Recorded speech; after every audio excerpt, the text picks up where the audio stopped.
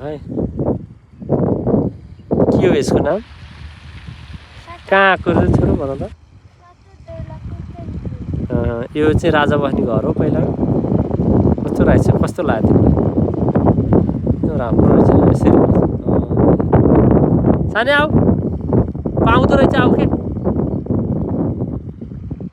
त्यो मेरो छोरी छ छोरी छन् यो चाहिँ वाउ टोपी उड्यो उड्यो उड्यो बुढी मान्छेको टोपी उड्यो यो राजाको रोयल प्यालेस हो राजाको दरबार यसो पछाडि हो यो चाहिँ होइन टक्क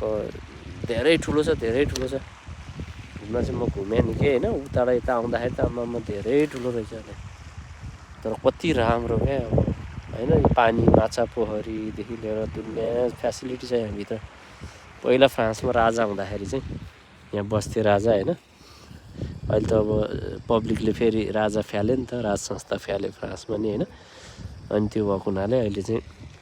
यो चाहिँ म्युजियममा चाहिँ अब जस्तै सब पब्लिकको लागि ओपन गर्दैछ क्या त्यो भएको हुनाले चाहिँ यसरी सब पब्लिकहरू आएर घुम्छन् हेर्छन् सबै इन्टरनेसनल पब्लिकहरू है सब मान्छेहरू कस्तो राम्रो छ क्या कत्रो ठुलो हुन नि होइन ल जाउँ सानै आऊ त मम्मी कता हो ऊ हाम्रो